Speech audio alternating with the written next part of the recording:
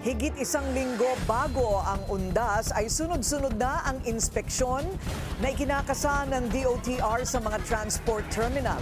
Ito'y bahagi ng paghahanda sa inaasahang pagdagsa ng mga pasahero. Yan ang agenda report ni Just Ignacio live mula sa NAIA Terminal 3. So Just, kumusta na ang naging pagbisita ng DOTR? Corina, matapos inspeksyonin ng Department of Transportation ng mga bus terminals nitong nakaraang araw, ang bilang paghahanda sa undas, dito naman sa airport, umarangkada ang inspeksyon ng ahensya kanina. Handang-handa ang ating paliparan para sa undas. Ito ang sinabi ni NAIA Infrastructure Corporation General Manager Lito Alvarez kasabay ng inspeksyon ng Department of Transportation sa Ninoy Aquino International Airport.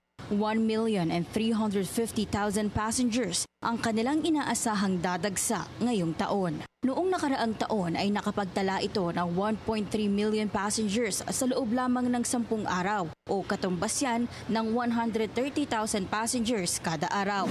Kahit na sabihin natin ngayon, mag-carry tayo ng 1.35 million na passengers in 10 days, ay maluwag na tayo ngayon. Kasi remember, even during December peak, nagke-carry tayo ng 160 to 165,000 passengers. Ngayon, kung mapapansin nyo, nag-improve ng husto ang passenger experience. Ayon kay Alvarez, dito rin anya makikita ang pakikipagtulungan ng mga airlines at iba pang stakeholders. Ang on-time performance ngayon ng NAIA ay lumalampas na ng 85%. May days pa nga na 90%. So napakalaking bagay niyan. Iyan ay lampas sa global standard na 85%.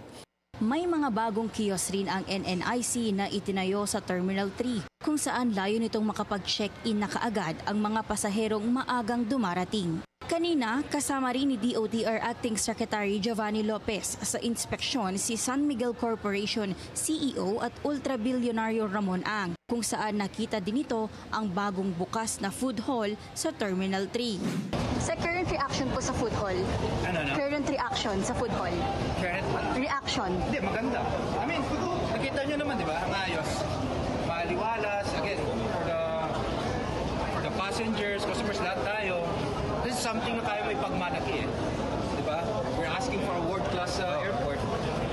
Unti-unti na po natin Ilang diners sa food hall naman ang kumausap at nakipaglitrato kay Ang.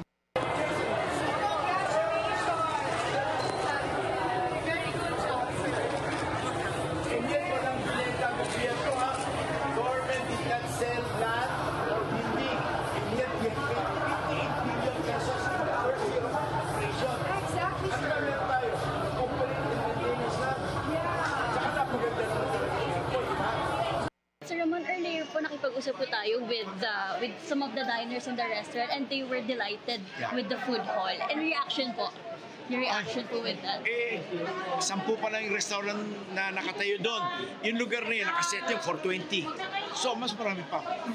Sa Terminal 3 lang po ba yun? Or pati sa other terminals? Lahat ng terminal, ganun ang gagawin. Nauna lang dito. Sa terminal? Kasi ito yung pinakamalaki.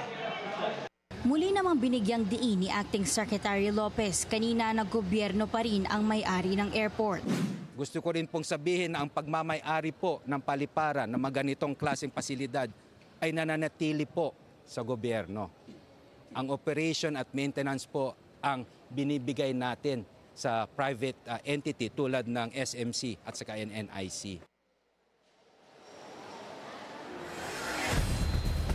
Corina, bago pa man magsagawa ng inspeksyon ng DOTR dito sa airport ngayong araw, nauna na rin ininspeksyon nitong Martes ni Acting Secretary Lopez ang Air Traffic Management Center ng Civil Aviation Authority of the Philippines o CAA. Yan ay upang matiyak na malinaw ang kanilang linya ng komunikasyon sa mga eroplanong pumapasok at lumalabas sa Philippine airspace. Balik sa iyo, Corina. Maraming salamat, Just Ignacio, nag-uulat ng live mula sa NAIA Terminal 3.